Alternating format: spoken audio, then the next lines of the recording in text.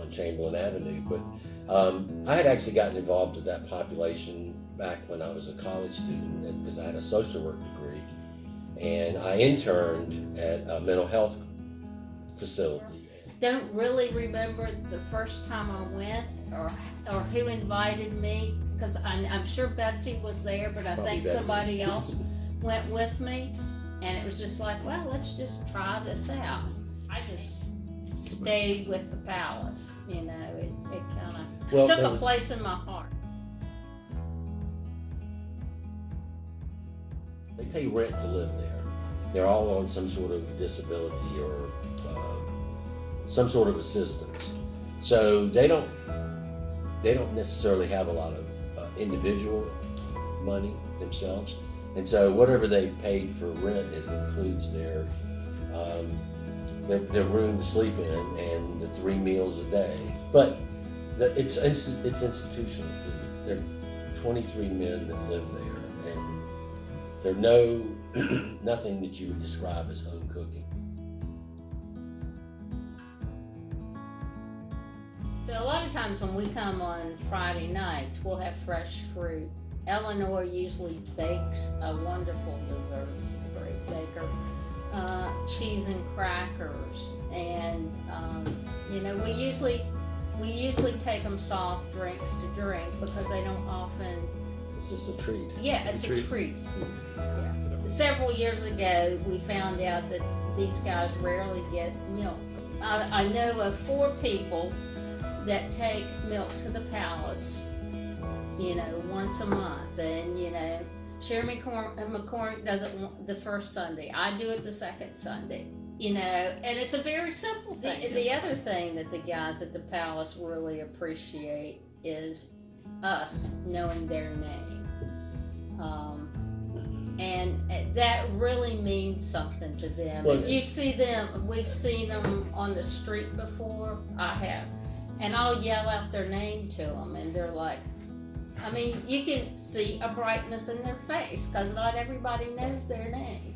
Colleen was the person who got RJ involved with giving out bulletins.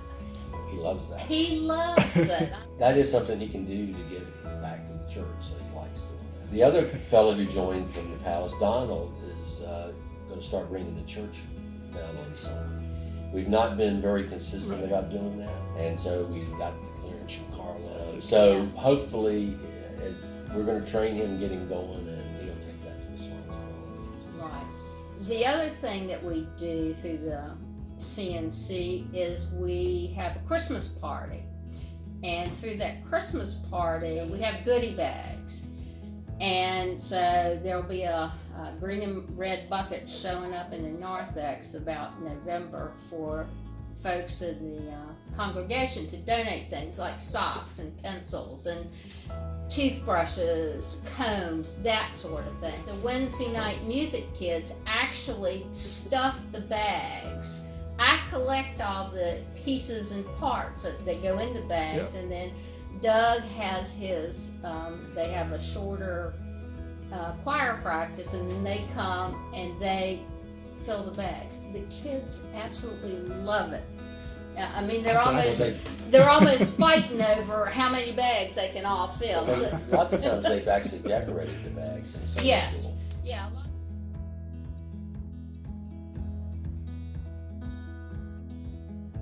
We are such a blessing to those men at the palace.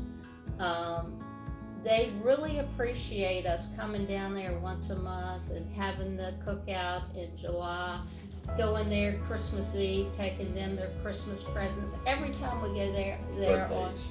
Birthdays. Every time we go there on a Friday night, more than one say, thank you so much for coming down here. We really appreciate it. So I know that what we do blesses them, but then I realized that hearing them say that to me gave me a blessing too, something that I really didn't think about. But it's like what I consider a little bit in my life, doing something for somebody else, is really a blessing to me also. I'll get back to the rewards. when we had 2 guys from the Palace join the church in last May. Yeah. What about a reward? I mean, and Mary Frances had a lot to do with that through the Sunday school class. I can't take credit for any of that because they told me that they were going to do that, but that was like hallelujah. That was a great moment.